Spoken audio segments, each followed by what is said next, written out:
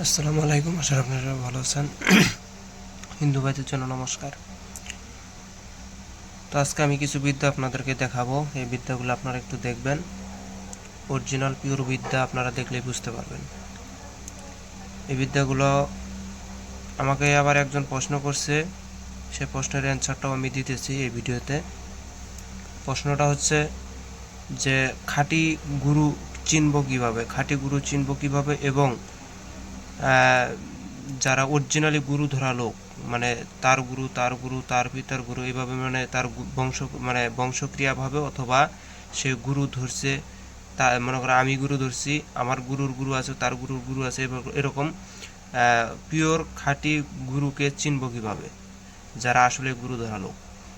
তো এই প্রশ্নের উত্তর হচ্ছে একটাই, যদি আপনারা সেই গুরুর কাছে যদি আপনারা নারাকালাম মন্ত্র পান, নারাকালাম মন্ত্র এবং কালা ঘরের মন্ত্র, এই দুইটা বিদ্যা যদি তার ভিতরে থাকে, তাহলে আপনি তাকে গুরু বলে মানতে পারেন। কেননা এইসব বিদ্যা হচ্ছে যারা অরিজিনালি গুরু ধরা লোক তারাই পায়, এবং যারা বংশগতভাবে শিক্ষা তারা একমাত্র এইসব বিদ্যা পাবে, অন্যথায় এইসব বিদ্যা কখনোই কেউ পাবে না, অনলাইনেরও কেউ পাবে না, পালেও দুই একটা পাবে। হ্যাঁ, কিন্তু তার কাছে দুই একটাই শেষ, এর উপর আর কিছু দেখাইতে পারবে না। কেননা এই যে যেমন আমি নারাকালাম অনেক মন্ত্র আমি ইউটিউবে দিয়ে দিছি, এগুলো হচ্ছে অনেকেই নোট করে রাখবে, তখন মনে করবেন যে শিখে রাখবে। এখন আপনি তার কাছে যাবেন, বলবেন নারাকালাম, সে একটা দুইটা বইলা শোনাইয়া দেবে। এতে আপনি নির্ণয় করতে পারবেন না যে সেই খাঁটি লোক, সেই হচ্ছে গুরুধরা লোক, এভাবে নির্ণয় করতে পারবেন না। তাকে বলবেন 10-12টা বল, অথবা 10-12টা না বললো তাকে তাকে শুধু বলবেন যে আমাকে দেখা, এ দেখালেই হবে, বলার লাগবে না। তো মিন হচ্ছে নারাকালাম, নারাকালামের উপরে আছে আবার আর একটা, নারাকালামের উপরে আবার নাই, কিন্তু নারাকালামের সমান আরেকটা বিদ্যা আছে, সেটা হচ্ছে কালাঘরের মন্ত্র। এই কালাঘরের মন্ত্র অরিজিনাল পিওর গুরু ধরা লোক ছাড়া এই কালাঘরের মন্ত্র হাজারের ভিতরে একজনের কাছে থাকে, হাজারের ভিতরে, 100-র ভিতরে না, হাজারের ভিতরে একজনের কাছে থাকে এই কালাঘরের মন্ত্র। আমি আপনাদেরকে কিছু মন্ত্র দেখাই, তাহলে বুঝতে পারবেন, নয়তো বুঝতে পারবেন না আমার কথাগুলা। এটা হচ্ছে সূরা ইখলাসের উল্টা, সূরা নাসের উল্টা কালাম। এখানে যে এখানে এখানে লেখাটা দেখবেন, এই কোণারটা ফলো করবেন, কোণারটা ফলো করবেন। এই যে এখানে 3 দিনে কাজ হয়। সূরা ফালাকের উল্টা কালাম তালাক করা, সূরা কাফিরুনের উল্টা কালাম 24 ঘন্টায় বান, সূরা লাহাবের উল্টা কালাম বান 7 দিনে, এটা 9 দিনে। সূরা ফিলের উল্টা কালাম ধ্বংস, সূরা হুমাজার উল্টা কালাম শত্রু বংশ, শত্রু ধ্বংস বান 7 দিনে। 17 দিনে আত কাকাসুর উল্টা কালামের শত্রু ধ্বংস সম্পদ, শত্রু ধন সম্পদ নষ্ট করা আর কি, ধ্বংস করে দেওয়া আর কি। 15 দিনে আরবিতে নারা কালাম বান, এগুলো হচ্ছে আরবিতে নারা কালাম বান। এই যে দেখেন, আমি বললাম যে না, যে নারা কালাম থাকতে হবে। নারা কালাম আপনাদের কাছে সর্বোচ্চ বাংলাটা আছে, বাংলা নারা কালামের অভাব নাই, কিন্তু খাঁটি পিওর যারা লোক তাদের কাছেই পাবেন।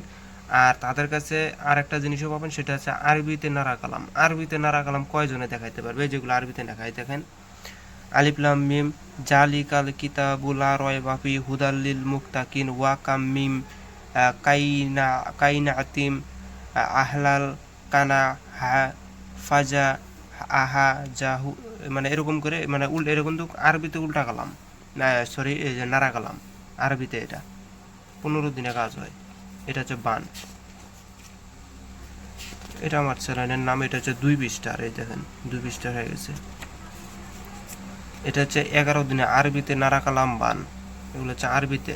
এখানে শুধু একটা জিনিস প্রথমে পাবেন আরবিতে যেগুলো আছে, সেগুলো হচ্ছে আলিফ লাম মিম জালিকাল কিতাবুল লা রায়বা ফি মুত্তাকিন, এটা হচ্ছে প্রথম লাইন, এটা থাকবেই। পরবর্তীতে এগুলো কিন্তু আলাদা হয়ে যাবে, যে দেখেন এগুলো কিন্তু আলাদা হয়ে গেছে।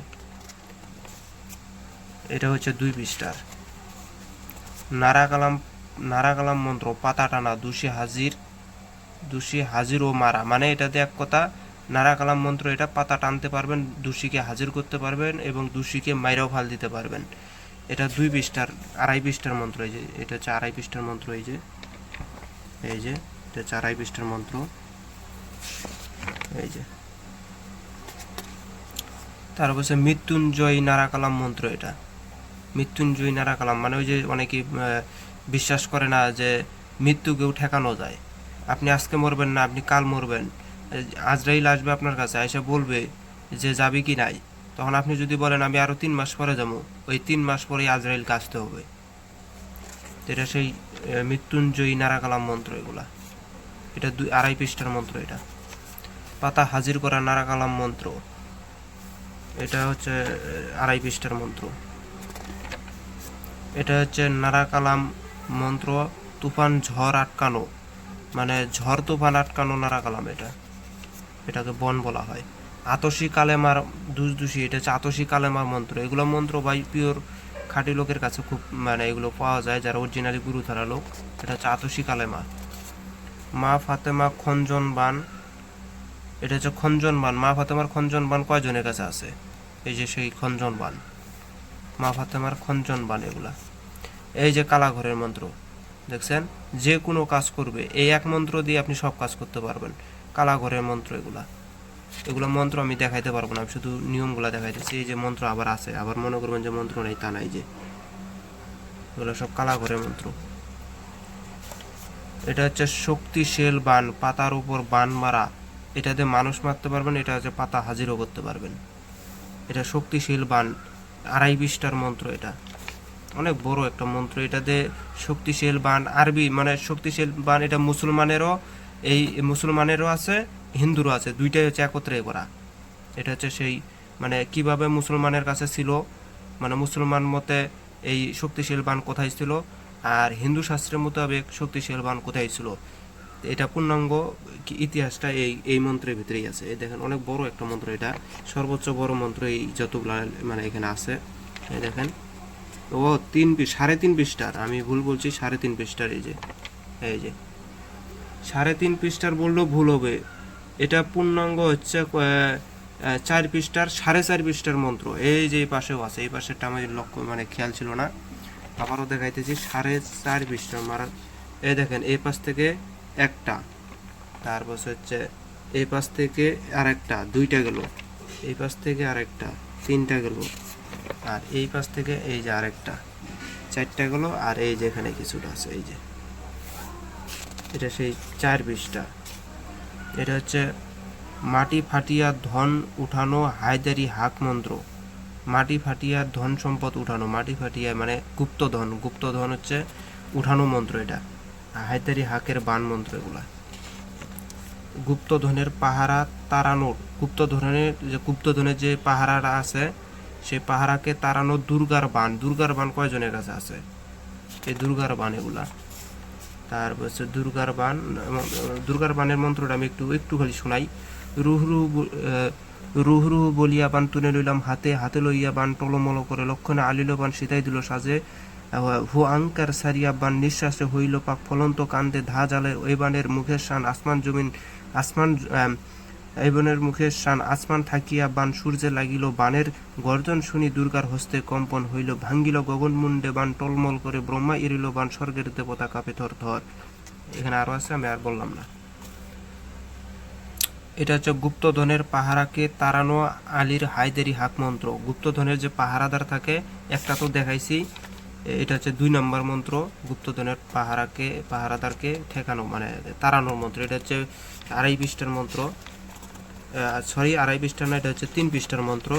এই দেখেন, আমি দেখাইতেছি যে গুপ্তধনের পাহারা মন্ত্র। এই যে এই পাশ দিয়ে একটা, এই পাশ দিয়ে একটা, এই পাশ দিয়ে আরেকটা, এই যে মোট 3টা, মানে 3 পৃষ্ঠার।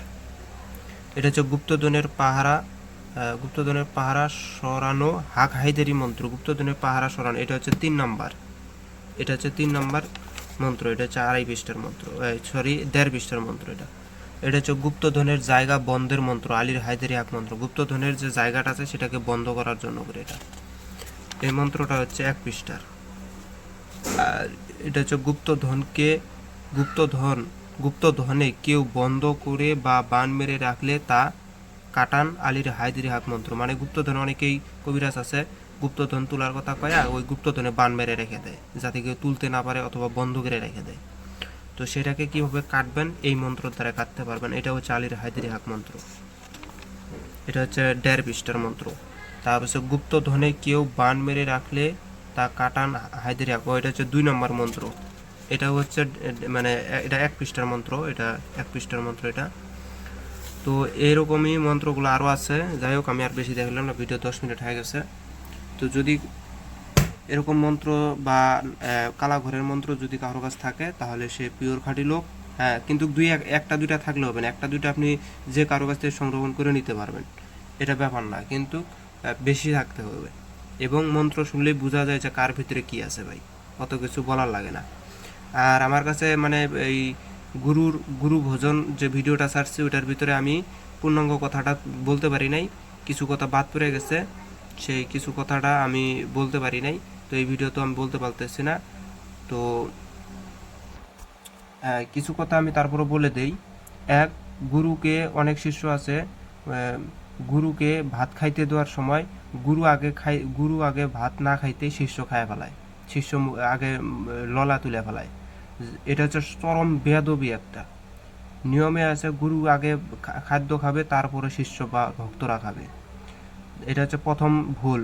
2 নম্বর ভুল হচ্ছে, যখন আপনি রাস্তা দিয়ে চলবেন গুরুর সাথে, গুরুকে আগে চলতে দিতে হবে। গুরুর আগে আপনি যদি চলেন তাহলে আপনি চরম বেয়াদবি করলেন। এটা স্বয়ং গুরুকে বেয়াদবি করা মানে আল্লাহকে বেয়াদবি করা, কেননা জগৎ গুরু হচ্ছে স্বয়ং আল্লাহ।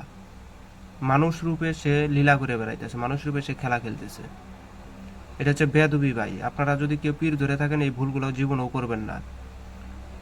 3 নাম্বার ভুল করে থাকে, সেটা হচ্ছে যে ওস্তাদের সামনে, মানে ওস্তাদের সামনে যদি ওস্তাদের শরীরে যদি একটু পাও লাগে, সঙ্গে সঙ্গে সালাম করার লাগে।